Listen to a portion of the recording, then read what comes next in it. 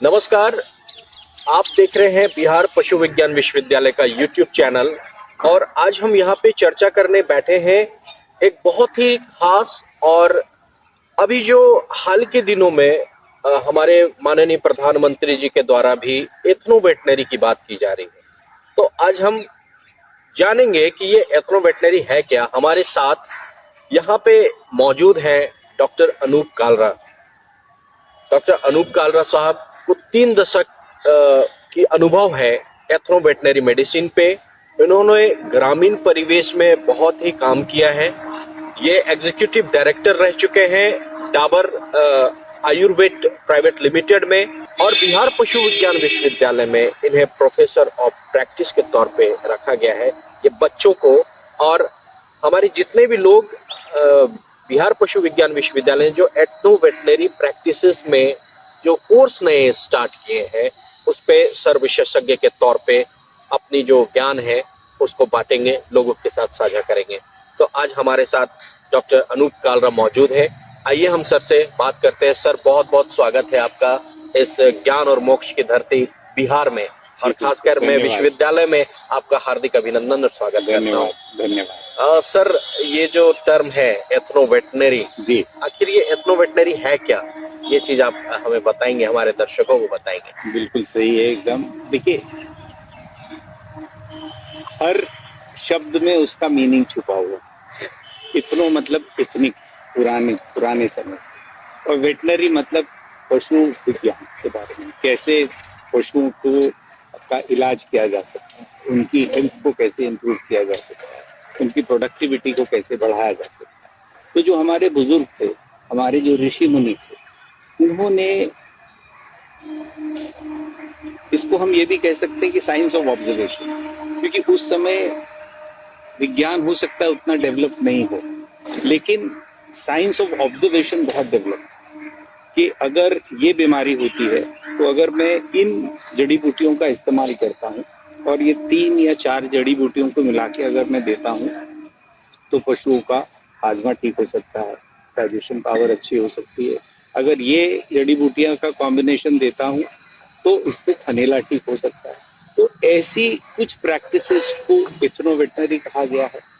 और ये जरूरी नहीं कि इथनो वेटनरी अगर बिहार में एक प्रकार की जड़ी बूटियों का इस्तेमाल हो रहा है तो वो झारखंड में भी वही हो रहा होगा, वेस्ट बंगाल में भी वही हो रहा होगा। ये सारी चीजें किस ऋतु में कौन सी जड़ी बूटी कहाँ अवेलेबल है, वहाँ के लोगों ने, वहाँ के एक्सपर्ट्स ने इसको चुना, समझा और पशुओं पे इसका इस्तेमाल किया और वो कारगर सिद्ध हुआ। वो कारगर सिद्ध हुआ। और इसकी शुरुआत एक्चुअली क्या है कि आपके और हमारे स्वास्थ्य से शुरू हुई।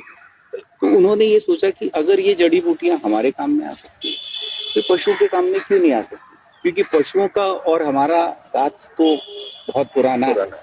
जब से सभ्यता शुरू हुई है तो पशु हमारे साथ ही रहे हैं। तो इस तरह से इथनो वेटनरी एक साइंस डेवलप हुई, साइंस ऑफ ऑब्जर्वेशन।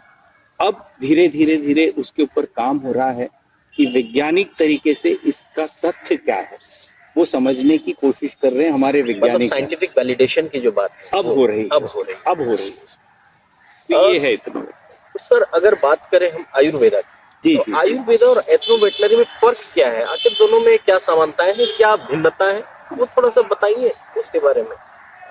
बहुत ही मतलब ये ऐसा सवाल है कि करीब करीब हर व्यक्ति इसे समझना चाहता है और जानना चाहता है। देखिए, चाहे इथनो वेटनरी की आप बात करें या आयुर्वेदा की बात करें, दोनों में इस्तेमाल उन्हीं हर्ब्स का होता है। अच्छा, उन्हीं जड़ी बूटियों का इस्तेमाल होता है। मान लीजिए कि अगर हम कहें आंवला का इस्तेमाल दोनों में होता है, ठीक है ना। अगर हम कालमेघ, जिसको एंड्रोग्राफिस पेनिकुलाटा कहते हैं, जो लिवर के लिए होता है, दोनों का इस्तेमाल होता है।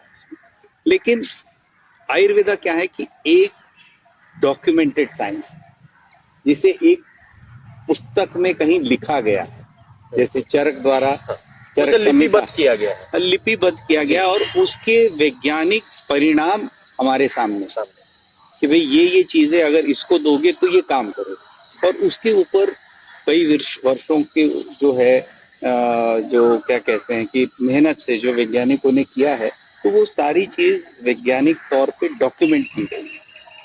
जड़ी बूटियां वही, और एथनो में अभी नहीं की गई, अभी उस पे काम चल रहा है, काम शुरू हो चुका है। ठीक है ना। आदरणीय प्रधानमंत्री जी का भी इसके ऊपर बहुत जोर है। वो कहते हैं कि भाई ये हमारी देश की धरोहर है। इस देश की धरोहर को अगर हम आगे ले जाना चाहते हैं, इंटरनेशनल प्लेटफॉर्म पे लेके जाना चाहते हैं, तो इसको अपने वैज्ञानिक या साइंटिफिक बेसिस पे आप इसको प्रूव कीजिए, तभी विश्व इसे मानेगा, तभी विश्व इसे समझेगा, तभी हम विश्व गुरु भी बन पाएंगे। बिल्कुल। तो उस और हमारा देश अग्रसर है, और इसी के चलते जो है आपकी यूनिवर्सिटी ने मुझे यहाँ पे न्योता दिया है, और ये मेरा सौभाग्य है कि आपसे और आपकी यूनिवर्सिटी से मिलने का मुझे मौका मिला। ये हमारे लिए भी बहुत ही सौभाग्य की बात है सर। हम बात करेंगे बिहार और आसपास के प्रदेश, झारखंड जी, में, जी। उत्तर प्रदेश में, इन सभी प्रदेशों में हम एक चीज देखते हैं कि जो प्रमुख जो बीमारियां हैं जो जी, जी, जी। पाई जाती है पशुओं में, वो है थनैला है। जी। आप बात करें तो सर गलघोटू है, हाँ। या फिर आप रिटेंशन ऑफ प्लेसेंटा। प्लेसेंटा हुआ। इन सारी जो बीमारियां हैं, इनका इलाज कैसे किया जा सकता है थ्रू वेटनरी पद्धति से? जी। देखिए, इसके दोनों तरीके से इलाज हैं। इसमें आयुर्वेदिक सॉल्यूशंस भी अवेलेबल हैं। बहुत सारी जानी-मानी जो कंपनियां हैं हमारे देश में, वो पेटेंट एंड प्रोप्राइटरी मेडिसिन्स बनाती हैं, जिनका आधार वैज्ञानिक है, और उसके ऊपर साइंटिफिक पेपर्स पब्लिश किए गए हैं। दूसरा, अगर हमारे किसान भाई, गाँव में कई बार ये होता है कि दवा नहीं पहुंच पाती है, या डॉक्टर्स की अवेलेबिलिटी नहीं होती है, तो किसान क्या करे? तो उसके लिए तो ये है कि भाई जो मेरे पास साधन अवेलेबल होगा, मैं फर्स्ट एड ट्रीटमेंट उसको दे दूंगा। फिर उसके बाद में पशु चिकित्सक से संपर्क करके क्या सही इलाज है वो मार्गदर्शन देती है। अब जैसे एक एग्जाम्पल के तौर पे, जो आपने अभी कहा कि थनैला एक बड़ी समस्या है, तो हम उसी का एक वो ले लेते हैं। तो इसका जो इथनो वेटनरी में जो इलाज बताया गया है, ठीक है ना, ये एक इलाज मैं आपके समक्ष रख रहा हूँ। ऐसे ही विभिन्न प्रदेशों में हो सकता है कि अलग अलग तरीके से अलग अलग लोग एक्सपर्ट हैं जो वो करते हैं, और इसे अब धीरे धीरे डॉक्यूमेंट किया गया है। जैसे इसमें ये कहा गया है कि एलोवेरा एलोवेरा लोग जानते हैं, घर में सबके बिल्कुल लगा होता है, उपलब्धता यहाँ है, पे बहुत है ना, आसान से बहुत मिल जाती है। उपलब्धता है। तो उसका जो है एक ब्रांच लो, उसके ऊपर आपने देखा होगा वो स्पाइन्स होते हैं, Spines होते हैं। उसको हटा दीजिए, ठीक है ना, वो ले लीजिए। उसके साथ में जो है आप हल्दी ले लीजिए, और एक उसका अच्छे से जो है कैल्शियम हाइड्रोक्साइड ले लीजिए, और एक उसका पेस्ट बना। पेस्ट बनाने के बाद में दो तरीके हैं, आप उसको जब पशु के थन पे लगाना चाहते हैं, क्योंकि थनैला भी क्या होता है, दो तरीके से होता है, क्लिनिकल और सब क्लिनिकल। क्लिनिकल में क्या होता है कि आप लक्षण देख पाते हैं, और सब क्लिनिकल होता है लक्षण रहित। तो जैसे ही आपको ये अभाव हो कि सब इसमें थनैला होने की संभावना है, तो आप क्या करेंगे, इस पेस्ट को 200 ml पानी में घोल देंगे, और हल्के हाथ से उसको थन के ऊपर लगाएं।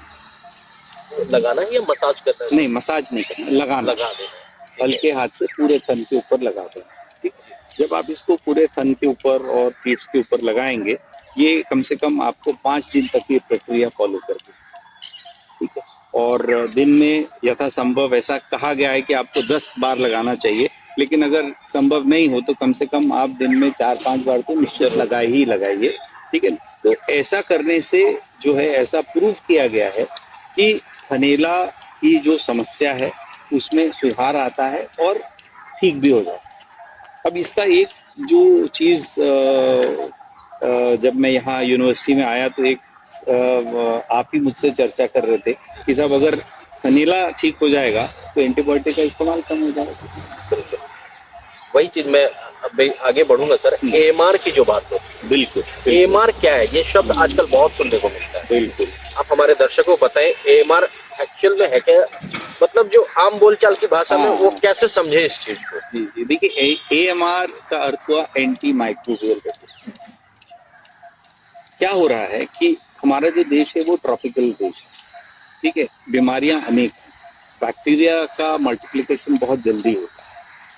तो ऐसे में अब अच्छाई भी है कह सकते हैं, बुराई भी कह सकते हैं। आज हम जिस दुकान पे जाएं, अपने पशुओं के लिए जो दवा चाहें, वो रिटेलर से कहेंगे, बोला साहब ले जाइए, ये इंजेक्शन ले जाइए। हमारा स्वास्थ्य खराब है, हम जो एंटीबायोटिक मांगेंगे वो एंटीबायोटिक दे दो। अब अगर हम एंटीबायोटिक लेते हैं तो उसका कोर्स है, कम से कम इतनी मात्रा में कम से कम 3 से 5 दिन आपको लेना है। फिर क्या होता है कि एक डोज में आप ठीक हो गए, आपने छोड़ दिया, ठीक है। मुर्गियों में या पशुओं में जो है इसी तरीके से किसान सोचता है कि साहब मेरे 200 रुपए खर्च हो गए और 200 रुपए 5 दिन के लिए क्यों लगाऊं, तो छोड़ देते हैं इसको। तो ऐसे में क्या होता है कि जो बैक्टीरिया होते हैं वो उस एंटीबायोटिक के लिए रेजिस्टेंट होते हैं। अब ये रेजिस्टेंस जो है फिर वो पशुओं तक नहीं रहता है, वो इंसानों में भी फैल जाता है। अब वो किसी भी तरीके से आ सकता है, आपके गोबर के माध्यम से आ जाएगा, ठीक है ना, किसी भी माध्यम से, मिल्क के माध्यम से आ जाएगा। कहने का अर्थ ये है कि जो फूड आप कंज्यूम करेंगे वो गोबर जो है माइक्रो मतलब हमारी मिट्टी में आ जाएगा। तो किसी भी रूप में ये एमआर बहुत बड़ी समस्या बनती जा रही है, ना ही सिर्फ हमारे देश में, विश्व में ये बहुत बड़ी समस्या होती जा रही है। तो अगर जड़ी बूटियों का सही इस्तेमाल होता है, चाहे वो आयुर्वेदिक पद्धति से करें, चाहे वो आप इथनो वेटनरी पद्धति से करें, तो निश्चित ही एंटीबायोटिक की जो यूजेज है वो कम हो रही है। तो एएमआर एक जो मिटिगेशन स्ट्रैटेजी है उसमें इथनो वेटनरी एक बड़ा रोल प्ले कर सकती है और कर भी रही है। सर हम बात करें अगर जड़ी बूटियों की, जी, तो ऐसे कौन सी जड़ी बूटी है जो हमारे परिवेश में बहुत ही आसानी से उपलब्ध है, जिनके बारे में लोग को नहीं पता है कि ये हमारे बीच में है और इसका उपयोग हम कैसे कर सकते हैं और क्या हो सकता है, वो सर हम बताएंगे आप प्लीज। देखिए क्या है, हम इतनी अच्छी जगह यहाँ बैठे हैं, ये आपके पीछे देखिए, ये मैरीगोल्ड लगा हुआ है। This is very rich in lutein. ये हमारी आंख के लिए बहुत अच्छा है। ये गेंदा का फूल, ठीक है ना, जिसको हमारा किसान गेंदा का फूल बोलता है, इसे मैरीगोल्ड बोलते हैं। तो इसके अंदर एक तत्व पाया जाता है ल्यूटीन। इसकी कल्टीवेशन करते हैं पर्टिकुलर वैरायटी की, और इसके फूल से फिर ल्यूटीन एक्सट्रैक्ट किया जाता है। अनेकों इसके बेनिफिट है, बट एक हम आपके साथ बता रहे हैं। दूसरा अभी हम देख रहे थे सदाबहार, जिसको हम बोलते हैं पेरीविंकल कहा जाता है। वो मतलब फूल रहेगा ही रहेगा, पर्पल कलर में है, व्हाइट कलर में है, अलग अलग कलर में होता है, ठीक है ना। तो इसकी भी औषधि गुण है। समस्या ये है कि जिसे हम समझ पाते हैं उसे हम कहते हैं ये वैज्ञानिक, जिसे हम नहीं समझ पाते हैं कहते हैं ये पता नहीं क्या है, ये वैज्ञानिक नहीं। लेकिन नेचर ने हमें इतनी सारी चीजें दी हैं, उसे समझने में हमें बहुत समय लगे। हमारे ऋषि मुनि समझते थे। तो सर वो हम कैसे समझाएं लोगों को, आने वाला समय क्या होगा वेटरनरी मेडिसिन का, जो ये हमने शुरुआत की है, ये कैसे लोगों के घर तक बहुत आसानी से, और वो जो समझ है, व्यापक समझ, वो कैसे डेवलप करेगा उनके, इस पर हम लोग कैसे कर सकते हैं? नहीं, देखिए क्या है कि जब हम यहाँ आए तो हमें ऑनरेबल वाइस चांसलर ने मौका दिया कि स्टूडेंट्स के साथ इंटरेक्ट करने का, फैकल्टी के साथ इंटरेक्ट करने का। हमारा ये मानना है कि एक बहुत अच्छी शुरुआत हमारे देश में हुई है, जो यहाँ पे एनिमल साइंसेज यूनिवर्सिटी बिहार ने भी की है। जो हमारे ये स्टूडेंट्स है, ये जितना जितना हम इनके साथ जुड़ेंगे, इनको जानकारी देंगे, ये एम्बेसडर्स होने वाले। हमारे किसान भाई, जैसे हम अभी किसान की परिभाषा अगर किसी से बोले, गरीब होगा, फटे कपड़े में होगा, खाने को नहीं होगा, लेकिन आज हमारा किसान वैसा नहीं, वो भी पढ़ लिख गया है, उसके बच्चे जो नेक्स्ट जनरेशन है वो भी पढ़ लिख गई।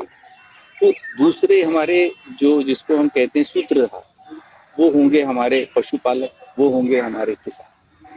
तो जितनी कोशिश हमारी रहेगी कि इन तक ये जानकारी पहुंचे, वो लोग इसका इस्तेमाल करें और इसको देखें कि भाई इससे फायदा हो रहा है, तो मुझे लगता है कि ये स्प्रेड होना शुरू हो जाएगा। जैसे यहाँ पे बिहार मिल्क कोऑपरेटिव है, सुधा नाम है, कॉम्फेड जी। अब सुधा में कितने किसान जुड़े हुए, पशुपालक जुड़े हुए, और जिन समस्याओं की आप बात कर रहे थे, एनिस्ट्रस, रिपीट ब्रीडिंग, स्टाइटिस, ये सारे तो वही किसान जूझ रहे हैं इसी समस्या से। तो अगर हम उनको भी इस मुहिम में जोड़ लेते हैं, किसानों को जोड़ लेते हैं, स्टूडेंट्स हमारे साथ ऑलरेडी हैं, तो मुझे लगता है कि इसका व्यापक जो है धीरे धीरे धीरे जो है असर होना शुरू हो जाएगा। कुछ पब्लिकेशंस हम इसके करें छोटे छोटे, 1 हर्ब को ले लिया, 2 हर्ब को ले लिया, आसपास के किसानों से कहें कि भाई आप अपनी एक्सपीरियंसेस बताएं, डॉक्यूमेंट करें और फिर इसकी एक पुस्तिका जो है यूनिवर्सिटी रिलीज करे। तो ऐसे कुछ मुझे लगता है कि अगर हम लोग इनिशिएटिव्स लेते हैं तो निश्चित ही इसका विस्तार होगा। और बिहार मुझे लगता है कि नेचर से भरा हुआ है, तो यहाँ पे बहुत बढ़िया इसका काम किया जा सकता है। सर बात करें हम रिपीट ब्रीडिंग की, सर रिपीट ब्रीडिंग की समस्या भी बहुत देखने को मिलता है व्यापक तौर पे। सर इसका कोई इलाज है आपको वेटनरी? देखिए, सबसे बड़ी रिपीट ब्रीडिंग से पहले समस्या आती है एनिस्ट्रस कि पशु गर्मी में ही नहीं आना, हिट की जो समस्या हो, गर्मी में नहीं आना या हीट में नहीं आना, वो और बड़ी समस्या। रिपीट तो तब करेगा कि जब एक बार बच्चा दे देगा और फिर गर्मी नहीं आएगा। अभी समस्या ये है कि भाई वो हीट में ही नहीं आता, तो क्या करें? तो हम ये नहीं कह रहे कि जो जड़ी बूटियां हैं वो जादू की छड़ी है, कुछ नहीं हो रहा है और आप जड़ी बूटी दे दीजिए तो जादू हो जाएगा, ऐसा नहीं। तो सबसे पहले तो आपको ये देखना है कि क्या मैं अपनी पशुओं की सही देखभाल कर रहा हूँ या नहीं कर रहा हूँ। तो उसे संतुलित आहार देना, तो सबसे पहले तो मैं उसको संतुलित आहार दूं, पूरी मात्रा में दूं, समय से दूं। जैसे आप अपना ख्याल रखते हैं, अपने बच्चों का ख्याल रखते हैं, वैसे ही आप अगर पशु का ख्याल रखोगे तो वो भी आपका ख्याल रखेगा। समय से दूध देगा आपको, ठीक है, समय से उसका वजन होगा, तभी वो हीट में आएगा। तो सबसे पहले तो मैं कहूँगा कि भाई पशुओं की सही देखभाल बहुत ज़्यादा जरूरी है, उसको संतुलित आहार देना जरूरी है। और फिर इसके बाद में अगर समस्या रहती है तो बहुत सारे इसके उपाय हैं, इसकी जड़ी बूटियां हैं जिनके इस्तेमाल से, ठीक है, जो कि ऐसा नहीं है कि वैलिडेटेड नहीं है, लोगों ने इसको काफी सारे केसेस के ऊपर ट्राई किया है और they have found this to be successful. कई सारी जड़ी बूटियां हैं जो एनिस्ट्रस में मदद करती हैं, और ये वही चीजें हैं जो आम भाषा में अगर आप देखोगे तो आपके इर्द गिर्द आपको मिलेंगी। मान लीजिए मोरिंगा, ठीक है, तो पशुओं में जैसे हम लोग सर सहजन कहते हैं, सहजन के मुनगा, सहजन, सूटी जो कहते हैं, बिल्कुल, ड्रम स्टिक। अब ड्रम स्टिक जिसको कहते हैं, जिसको आप और हम दाल में, सांभर में इस्तेमाल करते हैं। अब उसका पत्ता, तो इथनो वेटनरी क्या कहता है कि अगर पशुओं में एनिस्ट्रस की समस्या है तो आप उसको सहजन का पत्ता खिलाएं। सर सहजन के पत्ता क्या दूध उत्पादकता बढ़ाने में भी कारगर है? प्रोटीन का बहुत अच्छा सोर्स, डाइजेस्टेबल प्रोटीन इसमें बहुत होता है। इसकी और भी अनेकों प्रॉपर्टीज हैं, लेकिन सबसे बड़ा है कि ये प्रोटीन का बहुत अच्छा सोर्स। तो हम इसे बकरियों को भी दे सकते हैं, गाय को भी दे सकते हैं, भैंस को भी दे सकते हैं? बिल्कुल बिल्कुल। हमारे जो माननीय मंत्री जी हैं, गिरिराज जी, जो पहले बिहार के पशुपालन मंत्री भी रहे, अभी वस्त्र मंत्रालय है, अभी वस्त्र मंत्रालय है उनके पास में, उन्होंने इसके ऊपर बहुत काम किया। जब वो यहाँ थे तब भी, फिर जब वो सेंटर में चले गए तब भी। तो ये बहुत बढ़िया सहजन का जो पेड़ है, और इसके लिए आपको जगह नहीं चाहिए, आप बाउंड्री में लगा दीजिए, छांव भी रहेगी, प्रोटीन भी मिलेगा, आप और हम भी खा सकते हैं। उसका पाउडर बना के आप चाय में डाल लीजिए, दूध में डाल लीजिए। तो एनिस्ट्रस की हम बात करें तो उसमें ये कहते हैं कि आप इसको सहजन का वो पत्ता दीजिए, खिलाइए। दूसरा, एक और जड़ी बूटी होती है, उसे कहते हैं सीसस क्वाड्रिंगुलरिस। सीसस क्वाड्रिंगुलरिस ये क्या करता है, ये एक बहुत विशेष प्रकार की जड़ी बूटी है। इसमें ऐसे जोड़ होते हैं, मतलब एक जैसे नहीं होगा, और बेल चलती है इसके ऊपर, तो एक बेल ऐसे चलती जाएगी, फिर दूसरा जोड़ होगा, तीसरा जोड़ होगा, ऐसे। इसको हिंदी में या संस्कृत में कहा जाता है हार्ट जोड़। जोड़ मतलब हड्डी टूट जाती है तो ये फ्रैक्चर को तुरंत ठीक करता है। तो ये क्या करता है कि कैल्शियम को मोबिलाइज करता है ब्लड से जहां इसकी आवश्यकता है। तो देखिए, हमारे जो पूर्वज थे उनको ये समझ थी कि ये जड़ी बूटी काम करेगी।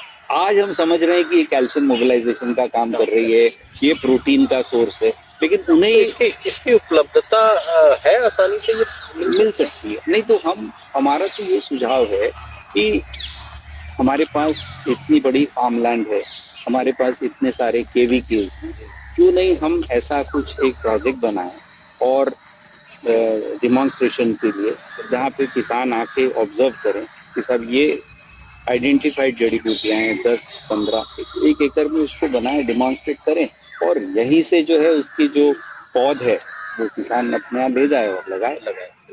और मुझे तो ऐसा लगता है सर कि हर किसान पशुपालक को अपने घर के आंगन में एक मोरिंगा का पेड़ वो लगाना ही जरूर चाहिए। लगा के रखना चाहिए। बिल्कुल बिल्कुल, मोरिंगा लगाएं। दूसरा, आपने सुना होगा जब कोविड आया था जी, तो गिलोय का बहुत नाम गिलोय। आता था।